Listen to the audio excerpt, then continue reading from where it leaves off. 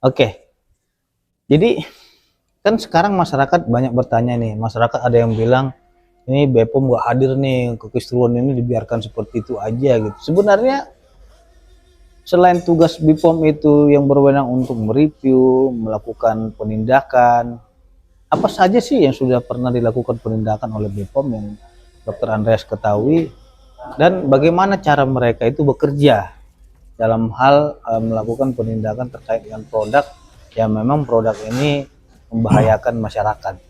Oke. Nah, jadi untuk BPOM sendiri sebenarnya untuk melakukan wewenang dalam pekerjaannya, ini kan lebih ke wewenang ya, pekerjaannya dilakukan atau tidak, sangat dilakukan. Karena mereka kan sudah mempunyai jadwal sendiri, sudah mempunyai data sendiri, sudah mempunyai tenaga-tenaga sendiri yang mana nih yang ke lapangan.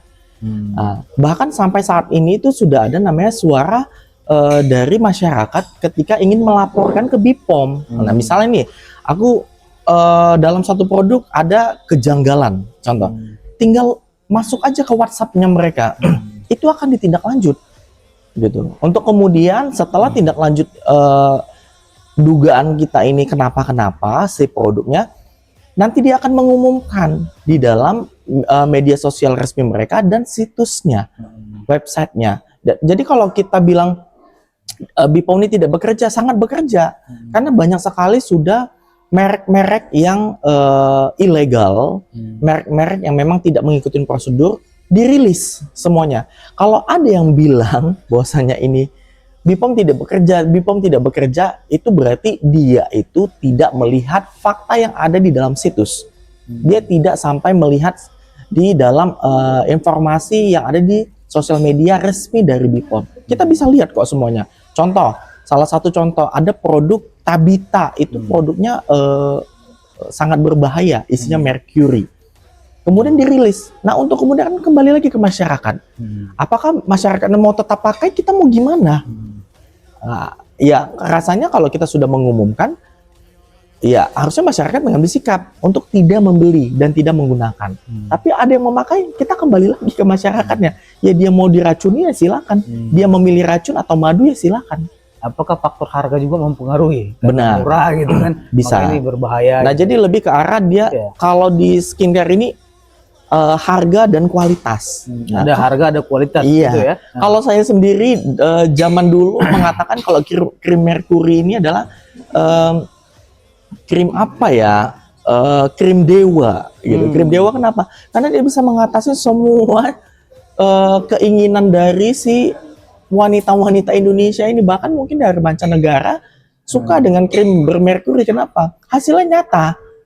Hanya dipakai 10 hari mungkin atau 1 minggu itu wajahnya udah langsung kinclong, licin. Tapi itu merkuri ini bahaya nggak sih? Sangat berbahaya. Makanya tapi tidak dia boleh. Cepat dia instan dia. Benar. Nah, jadi lebih ke arah kualitas yang diinginkan masyarakat Indonesia ini adalah dia ingin cepat putih. Dalam waktu sekian hari dia langsung putih. Sementara kalau krim-krim yang diatur dalam BPOM untuk bahan aktif yang boleh di dalamnya, itu tidak seperti itu. Begitu. Jadi artinya lebih giat lagi sebenarnya kita mengedukasi bahwasanya krim merkuri ini bahayanya seperti ini.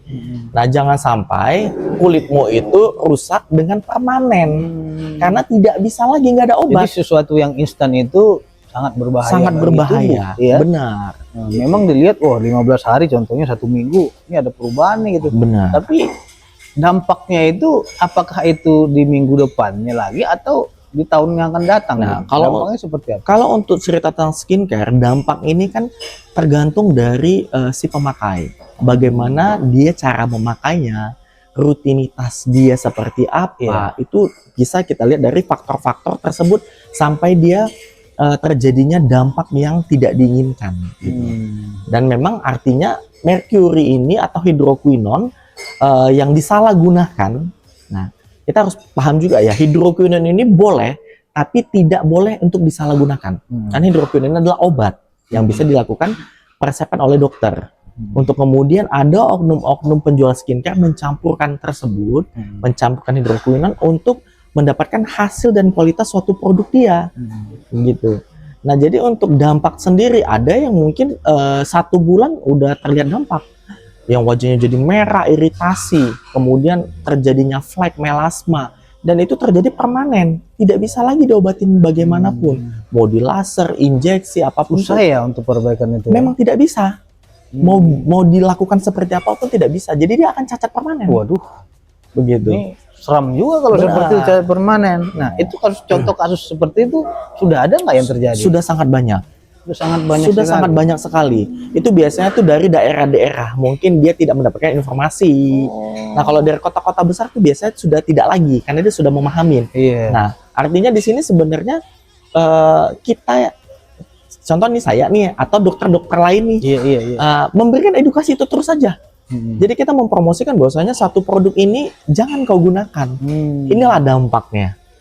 Ini dampaknya. Perkuat aja di situ sampai akhirnya nanti kan ketika pasar tidak menerima itu produk, Iya. artinya ini pasti hilang dengan sendirinya. Nah, saat ini tidak.